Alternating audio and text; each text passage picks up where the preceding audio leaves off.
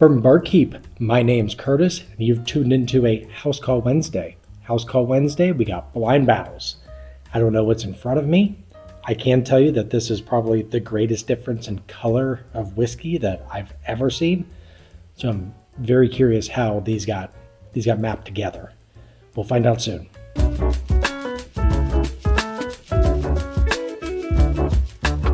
There's always risk doing these blind battles because you're like, hope I did this right. This is at least the second or third episode where this could be such a waste of time. And then you're like, do I publish it anyways? Because I did it. All right, here we are. Glass A, once again, we have no idea what's in front of us. And I am already lost. So that's probably a record at this point. Man, that is sweet. That is buttercream frosting.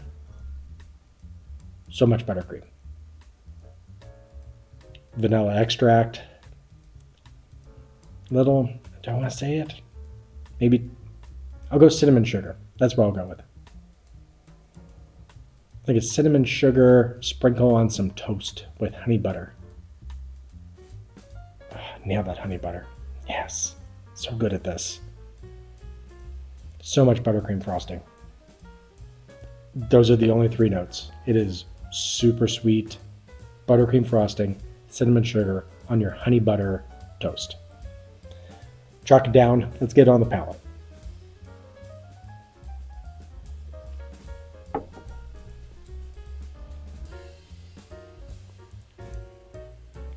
Very oily. A lot of buttercream frosting. Again. Man, that's like a pillow. It's soft. That's weird. I haven't experienced that too many times. What else is in there? Like a caramel candy, a little bitterness at the end. A little bitter, a little sourness.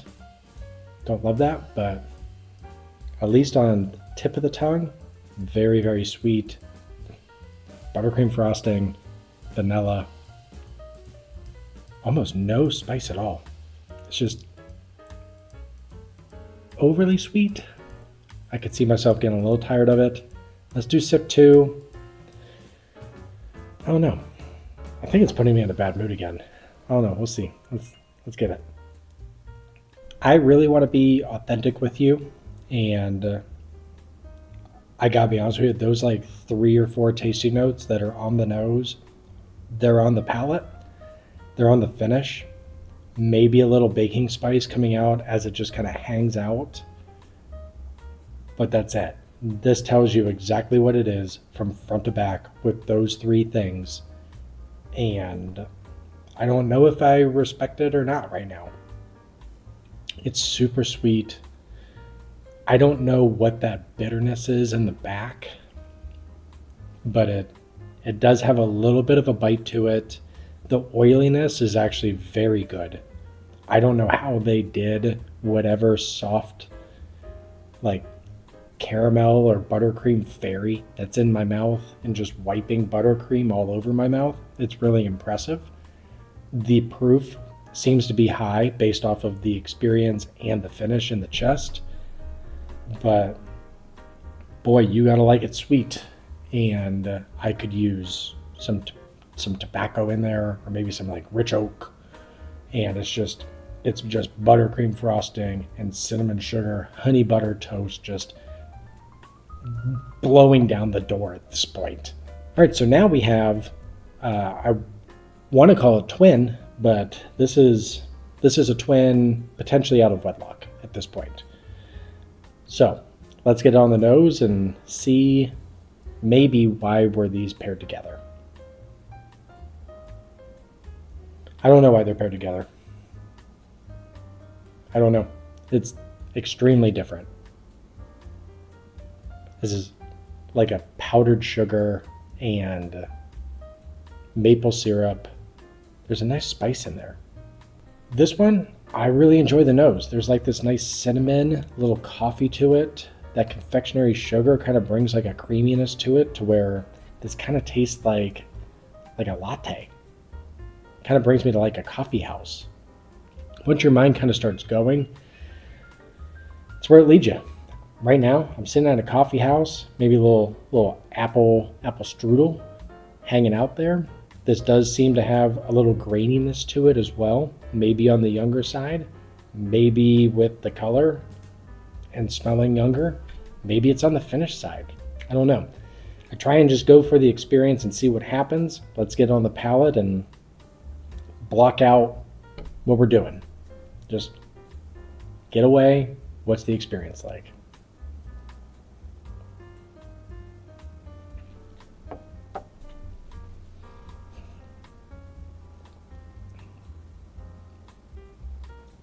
Man, wild. That's wild. My mind immediately went to like SpaghettiOs. I don't know why. I have no idea why. Obviously, there's like a maple syrup in there and like a Luxardo cherry juice. A lot of dark fruit coming out now, like a fig, definitely fig. I don't know where that SpaghettiO, mainly the sauce, that fake red sauce, that came on the front of the palate, and it shouldn't have come out of my mouth, but it was there. Now it's in my head. I gotta get it out. All right, sip 2. There's no way SpaghettiOs comes out again. I apologize for that. It's not bad.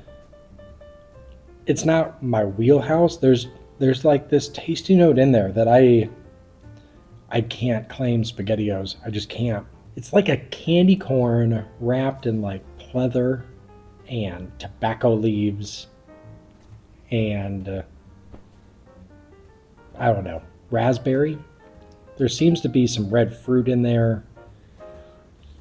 I don't know. These are weird journeys, very weird journeys, and I don't know what's happening. And now the panic is setting in of why were these put together? I can't. I don't know. I have no idea. I'm going to do a quick revisit, see if anything new comes out of both of them, because I don't have any confidence. Confidence is shot at this point. I'm like Rick and Keel, just getting the yips, and I cannot find home plate. So we're going to regroup. We're going to do some scoring and go from there. The revisit, it helped.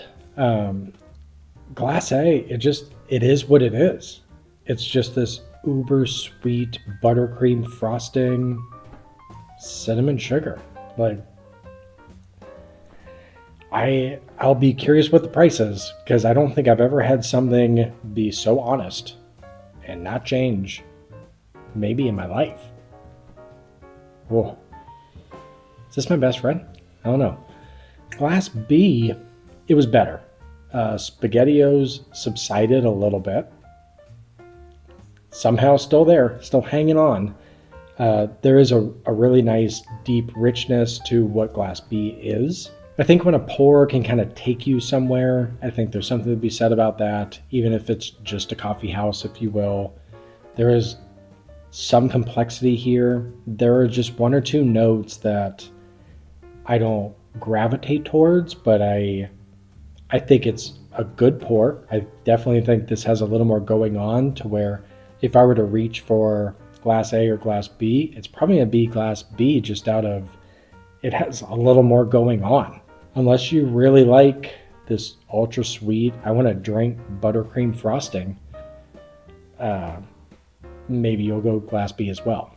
But now we need to actually score these guys, crown a winner, and find out price as well, because that factors into the scoring system. But first we do the senses. That's just what's in the glass. And Glass A, it's honest. It's 3 or 4 notes. Nothing wrong with that. I just wish that one of those notes wasn't sweet, but they all are. I'm going to go 67. Sounds like a low score. It's just pleasurable. You know, if you're wanting a more dessert pour, you found it. There you go. Glass B, there's a little more going on. I'm going to go 70. A lot of confidence in that. 70. As I mentioned, bang for the buck is here. There is definitely a route that Glass A can overtake Glass B, and that's going to be if it's cheaper by a handful of dollars at this point. I got my Google Forms up. This is where I find out to myself pricing, and then we can actually score bang for the buck. Glass A, we have $75. Glass B at $60. It's not looking good. Not looking good. I don't think I've ever experienced 3 notes in a bottle that's $75 before. Typically has a little more complexity. Maybe I'm off my game. Maybe it's me. Glass A, $75. I personally don't feel like I got my money's worth. Maybe it's palate, maybe it's feeling. Even if I'm trying to put myself into like dessert mode, I would have a tough time at $75. So I'm just gonna go 47. Kind of that 50, kind of 60 sometimes for bang for the buck. Seems to be kind of this break even. Not knowing age, not knowing what the heck is happening in here. I don't feel like I got my money's worth on what the tasting notes are that I'm pulling out. Glass B, on the other hand, at $60. It's not bad. Is that something I'm reaching for on the shelf? Probably not. But what's in the glass? It's good. $60. That's tough. Like when it's not your profile, but it's decent. I enjoyed it. We'll just go 53. Someone else may score it a little higher on what $60 means to them. Ultimately, I think it's good. Punches at probably what I would pay ceiling-wise. So now I got to figure out what's going on and see, did I mess this up so entirely bad? All right.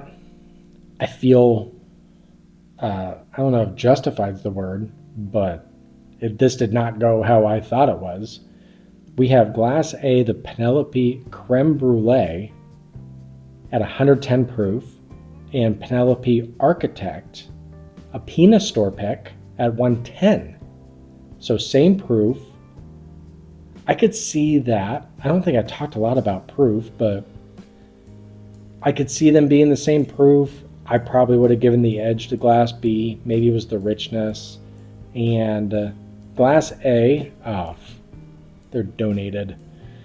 It's not that I mind. I love the donated samples. I love putting these in the pool and seeing how they stack up. I don't like not knowing they're donated, so I don't pull some punches.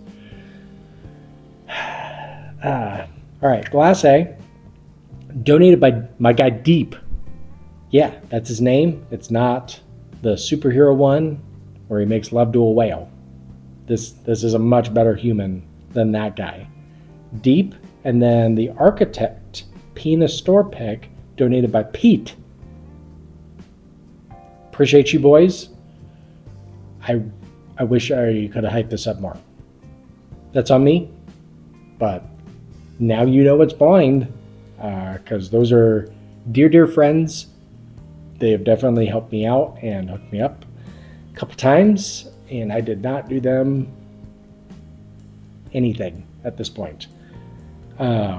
Hopefully this helps you. One thing we did learn, this creme brulee, extremely different than regular Architect, and I think that's what we got out of it. Is it marketing?